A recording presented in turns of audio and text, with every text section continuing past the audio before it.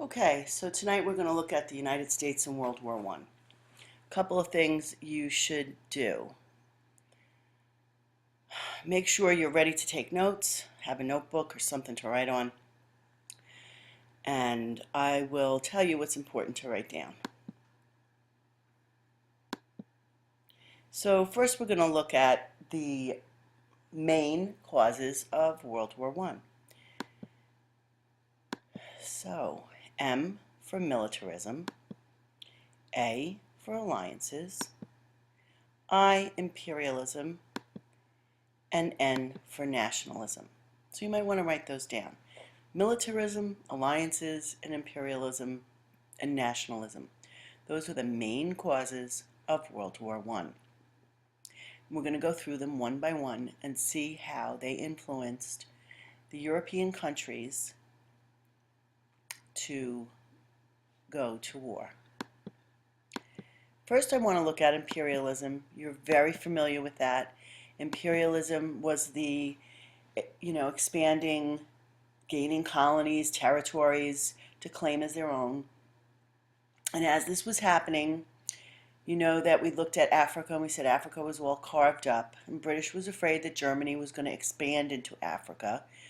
And then, on the other hand, Austrians feared that Serbia and Russia were going to expand into the Balkans. And although we didn't look at that area when we were looking at expansionism, this was going on, again, as I said, all over the globe. And now we've gained these colonies, or Europeans have gained these colonies, and now they're trying to protect them. So what happened? Nationalism. Explain, how does nationalism play a role in leading to World War I? Well, I think you noticed that when we studied the Spanish-American War, Filipinos were not happy being controlled by Spain, nor were they happy when the United States came in and said, well, no, we're gonna help you out, we're not going to give you independence yet. People do not like being ruled by other people. So even though these more powerful nations were going into places like Africa and the Balkans and taking over and carving out colonies, the people had a strong nationalism to their own country. The Filipinos, remember, they didn't want anybody there. Cubans did not want us. Even although we did annex Hawaii, the Queen said Hawaii for Hawaiians. Once a foreign country comes in, just like we did in Hawaii, we go in, we change the culture of that country. People have a new government. They have to learn a new language. They have to learn new traditions. And people that are nationalists don't want to do that. They are proud of their country, and often nationalism implies national superiority, that their nation is superior to any other. So then militarism has to come into play because of the effects of imperialism. And of course, this strong feeling of nationalism.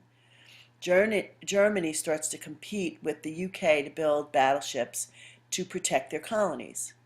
And now a fear is building up because British is afraid that Germany is going to attack them, so now the British also begin to build up their military. And likewise with the other colonial powers. Germany is also competing with Russia and France, and everybody's expanding their armies. And if you just look at the statistics, Germany, France, and Russia in 1880 compared to their military in 1914, when the war when the war finally does break out.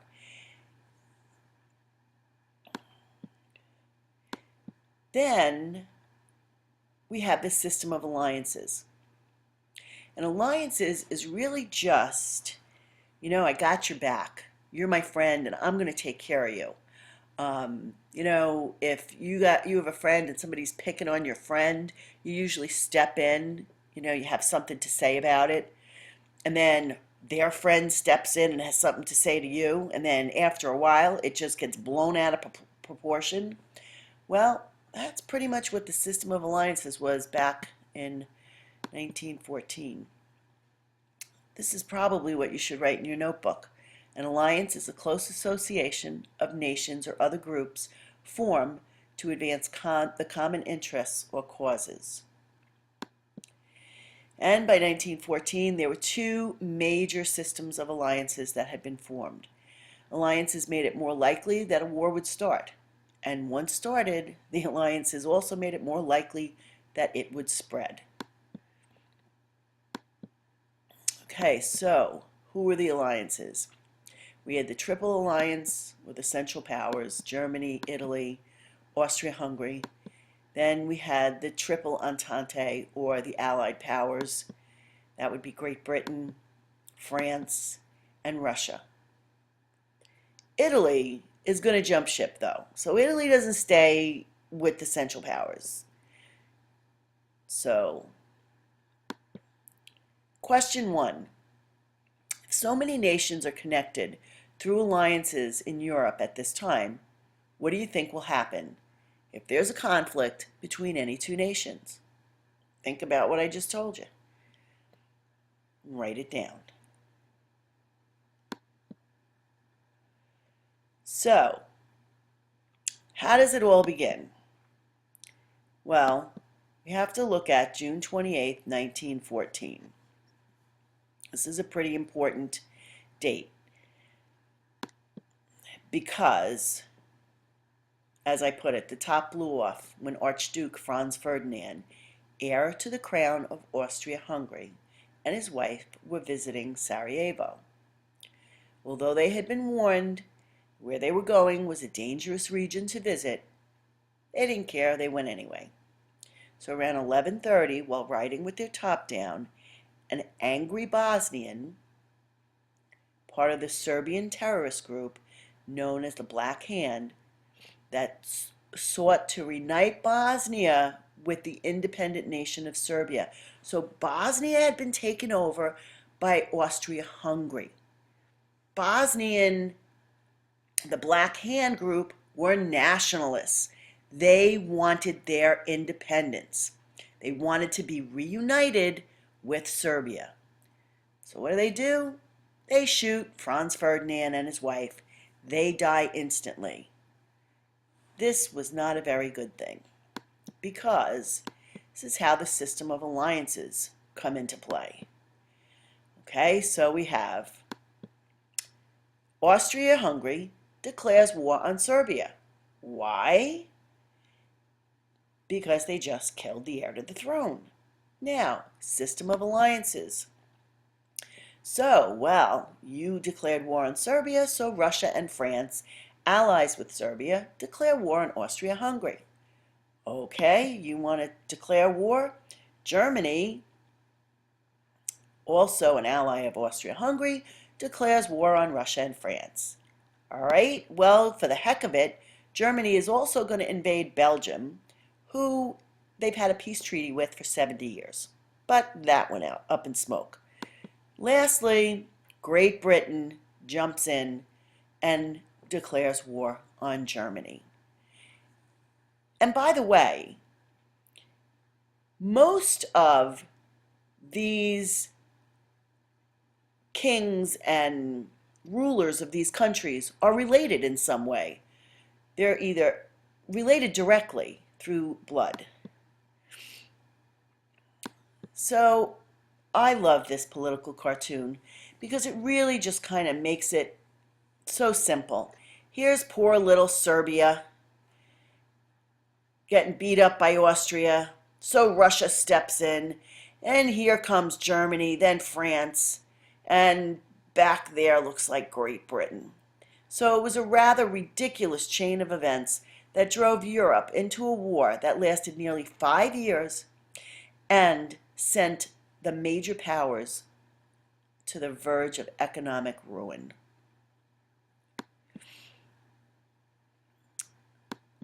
So now we want to look at, how does America get involved?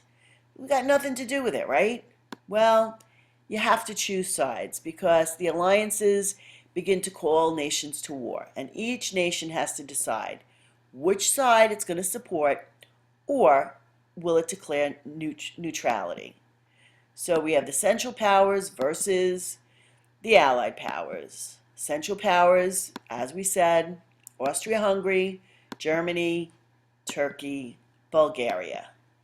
Allied Powers, Great Britain, France, Russia, Japan. And there comes Italy in 1915. I told you they were gonna jump ship. And eventually the United States will join up in 1917.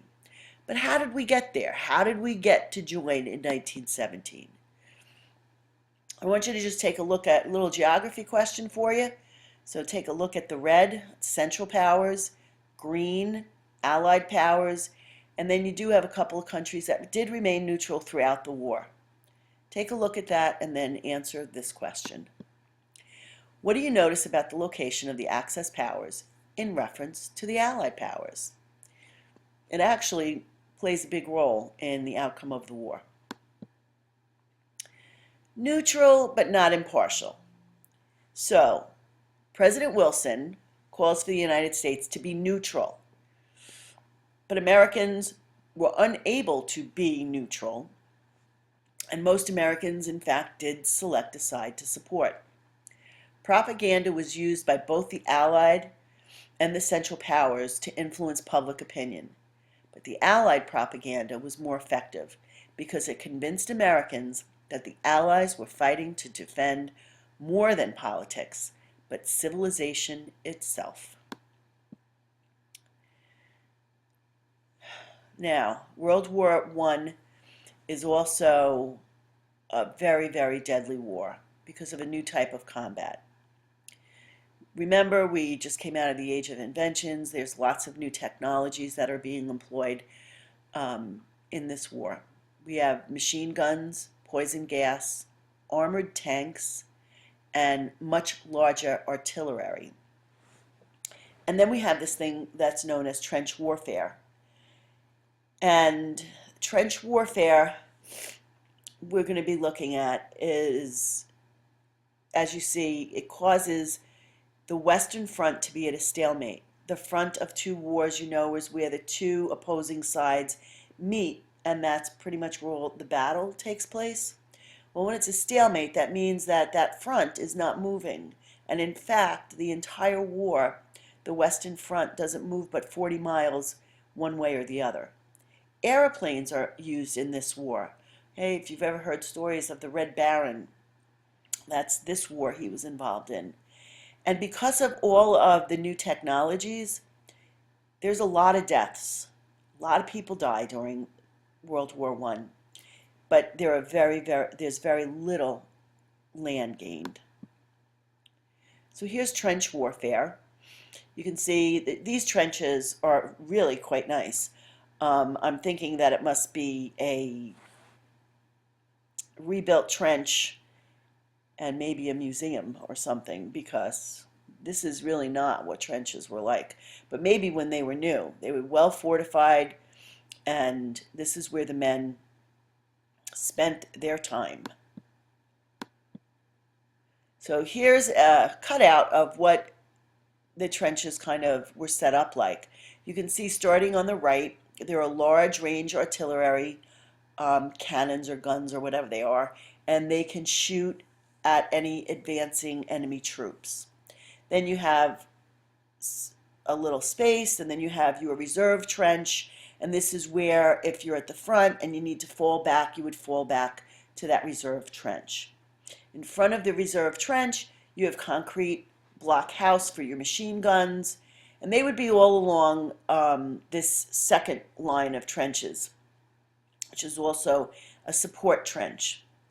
Then you have your front line trench, and in between your front line trench and the opposing country's front line trench was a place called no man's land, and that was the land between the trenches, and it was already pretty much beaten up by shell fire. There's barbed wire, and you can see those little guys running, and they're probably all going to get shot because they're in no man's land, and that isn't a place you wanted to be, because the people in the trenches just, stick their head up and mow you down. So that's basically why the front line really didn't move all that much.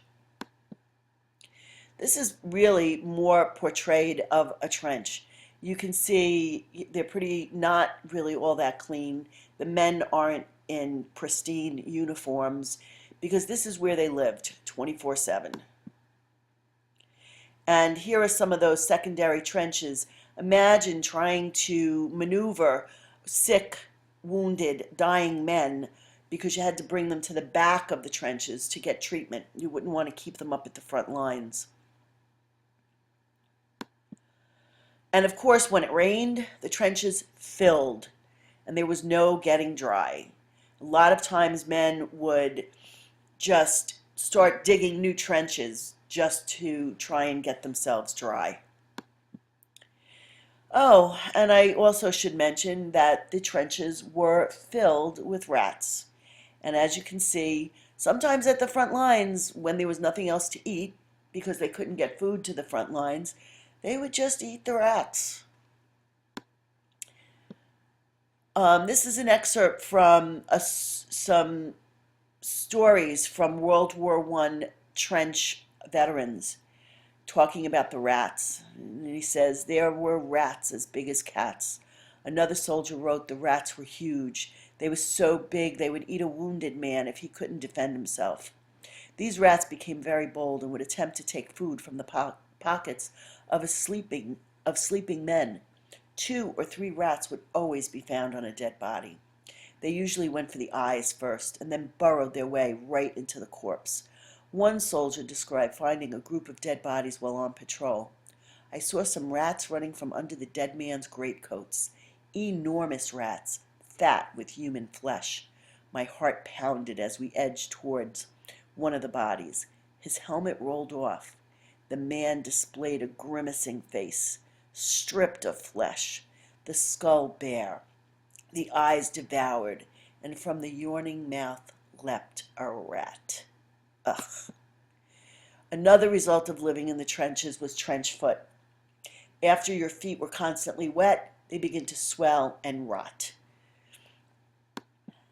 And yeah, trench foot at its worst. The other thing that also made this war so deadly was the use of poisonous gas. If you got the poisonous gas, if you ingested it into your lungs would burn and you would suffocate. If it got onto your skin, as you can see, you were very badly burned, disfigured, and it was extremely painful. So again, why does the U.S. stop being neutral? Why would we want to go into that war? Well, yeah, we have ties to Great Britain. After all, she was our mother country at one time. But then there was something called the ship, the Lusitania, had something to do with unrestricted submarine warfare, and the Zimmerman telegram. Now I'm going to give you like a little snapshot of what these things are. But then I want you to do a little bit more research, and you're going to have to end up writing a claim. So the Zimmerman telegram, this was pretty interesting. It was a telegram from Germany to the powers in Mexico, and it was intercepted, brought to our president's attention, and it was Germany telling the president of Mexico, come join Germany, be our ally, and at the end, we're going to give you back some of the land you lost to the United States. You're going to get it back. That telegram never made its way into the hands that it was supposed to be in. And then we also had this unrestricted submarine warfare. But in their defense, the Germans did warn people. Here is an actual notice to travelers intending to embark on an Atlantic voyage. You're reminded that a state of war exists between Germany and her allies, and Great Britain and her allies. And they go on to say that travelers sailing in a war zone on ships of Great Britain or her allies do so at their own risk. So Germany is warning that they're going to used their submarines to fire on ships. And then the Lusitania is sunk by a submarine. They're suspected 1,260 dead, and it was torpedoed off the Irish coast. And there are American casualties on this ship. This outrages Wilson because they were supposed to have stopped. They were supposed to warn the ships before they fired. And now Germany has stopped warning the ships, and then we're just firing. And then, of course, there was this propaganda, because even though Germany warned us in a newspaper article, you're traveling at your own risk, we needed propaganda to win support for the Americans to join on the side of the Allied powers. So in this propaganda poster, you see a ship with the American flag being sunk and a submarine with with Germany's flag waving their hand. So the U.S. is going to enter World War I. Last question for tonight. So you're going to use the PowerPoint presentation, although I'm sorry I didn't give you a lot of information, your textbook, or the internet. Describe the events of the Lusitania and the Zimmerman telegram. So that means I want more than what I just told you. And then I want you to describe the effect they had on U.S. opinion of entering the war. And then make a claim. Which do you think had the most influence in pushing Wilson to ask for a declaration of war? Remember, you're going to need to cite evidence, so make sure you do a little bit of research and make a good claim and have good evidence to support your claim. Okay, see you next time.